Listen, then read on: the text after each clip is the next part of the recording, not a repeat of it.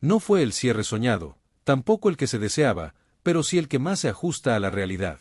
Y la realidad es que, tarde o temprano, a Alianza se le iban a terminar los milagros. Ese día llegó en Chile, en un estadio vacío, en una cancha que oficialmente era neutral porque Coquimbo no es la verdadera casa de la U, pero allí se acabó la racha del equipo de Gorosito. El equipo íntimo comenzó a perder la serie en Lima por el error de uno de sus futbolistas, y la terminó de entregar en Chile por las decisiones equivocadas de su técnico.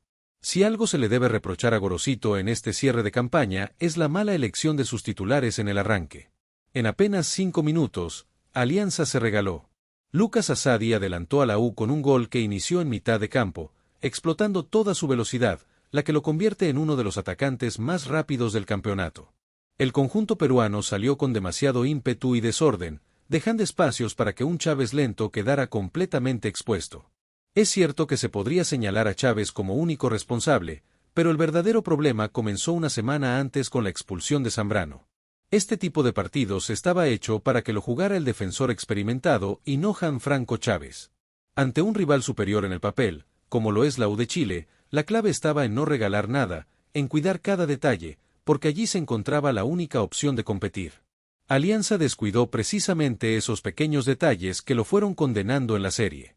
La roja de Zambrano lo dejó con menos tiempo para resolver en la ida y, por primera vez, llegó al partido de vuelta sin haber sacado ventaja.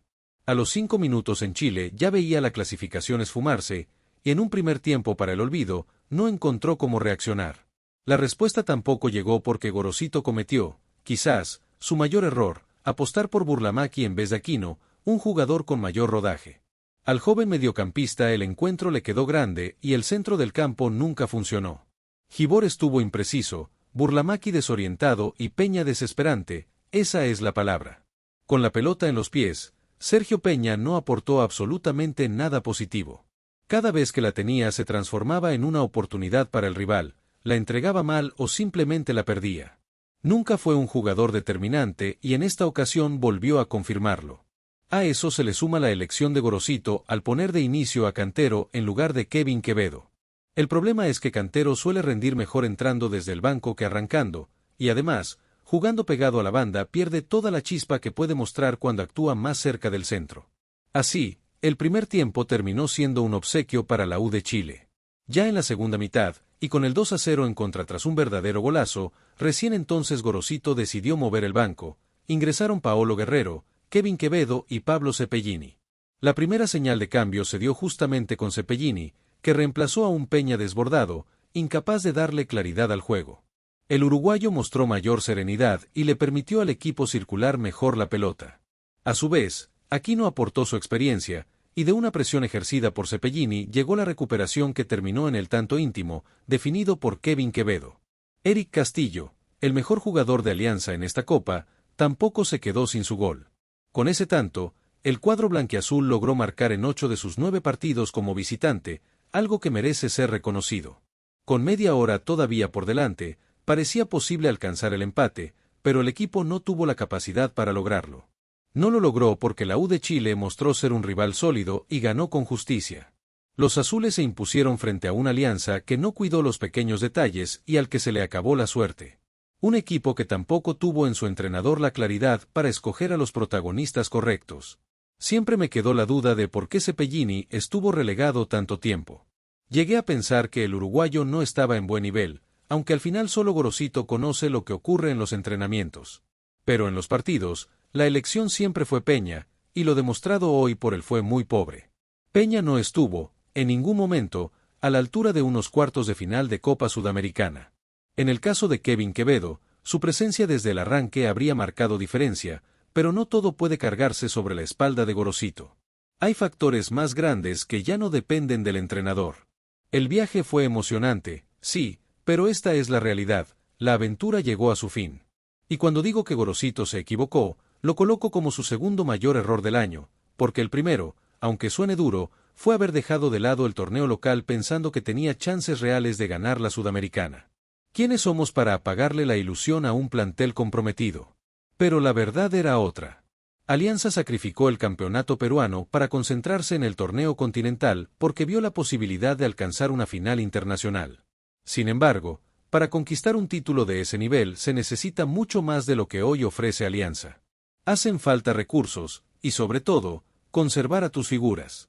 Alianza cuenta con pocos jugadores determinantes: Castillo, el goleador del equipo, y Noriega, el motor del mediocampo. Noriega además podía retrasarse a la defensa cuando era necesario y era tan titular como cualquiera. Pero no puedes aspirar a un campeonato internacional si llega un club como Gremio, paga su cláusula y se lleva a tu pieza clave. La salida de Noriega no fue culpa directa de Alianza, era lógico que el jugador aceptara una oferta desde Brasil, considerando lo poco que se paga en el fútbol peruano. Y así, el equipo afrontó la primera eliminatoria sin él y consiguió avanzar, pero la fragilidad quedó expuesta. No puedes perder tan fácil a tus referentes si tu objetivo es competir de verdad a nivel internacional. A esa baja se sumó la irresponsabilidad de Carlos Zambrano en la ida. Su expulsión no fue cualquier detalle, fue un golpe durísimo que condicionó la eliminatoria. Desde la semana pasada señalé que no se había dimensionado bien lo que significaba esa tarjeta roja. Y es que en una acción absurda, Zambrano, uno de los capitanes del equipo, tiró por la borda la mejor campaña internacional de Alianza en mucho tiempo. No digo que esa jugada definiera la clasificación, porque en el fútbol nunca se sabe qué podría haber pasado después, pero sí es cierto que eliminó gran parte de la posibilidad de avanzar. Con esa expulsión, Alianza se conformó con un empate de local, cuando su mayor fortaleza había sido llegar con ventaja a los partidos de visitante. La responsabilidad de Zambrano es enorme. Una equivocación tan grave hace pensar que con jugadores así es imposible ganar títulos.